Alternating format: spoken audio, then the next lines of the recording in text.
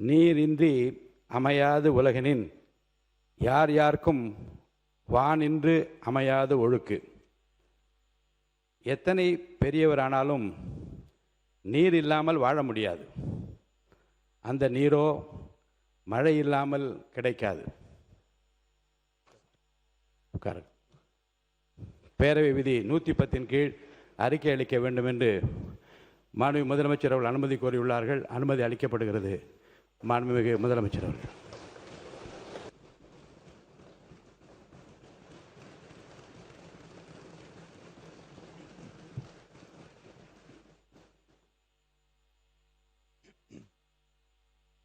மாண்புமிகு பேரவைத் தலைவர் அவர்களே, உலகில் தான் உற்பத்தி செய்யும் பாலை தனது சந்ததிகளுக்கு மட்டுமின்றி மனிதர்கள் உள்ளிட்ட பிற ஜீவராசிகளுக்கும் வழங்கி உயிரை காக்கும் பசுவை தெய்வமாக போற்றி வளர்த்து வருவது நமது பாரம்பரியத்தின் சிறப்பு.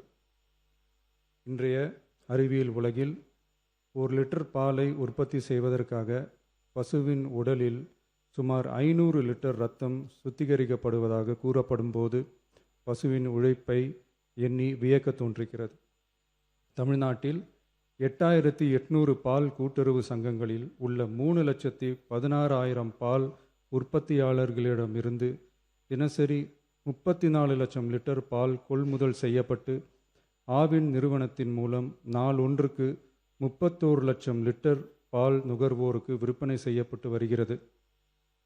தற்போது 4.3% கொழுப்புச்சத்து மற்றும் 8.2% இதர சத்துகள் அடங்கிய 1 லிட்டர் பாலுக்கு கொள்முதல் விலையாக 35 ரூபாயும் மாநில ஊக்கத்தொகையாக 1 லிட்டர் பாலுக்கு 3 ரூபாயும் ஆக மொத்தம் 1 லிட்டருக்கு கொள்முதல் விலை 38 ரூபாய் 5/11/2022 முதல் வழங்கப்பட்டு வருகிறது.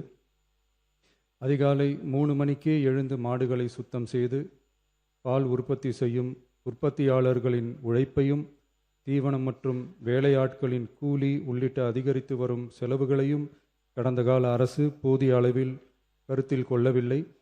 உற்பத்தியாளர்களுக்கு கொள்முதல் விலையை உயர்த்த வேண்டும் என்ற எண்ணம் கொஞ்சம் கூட இல்லாமல் இருந்துள்ளது.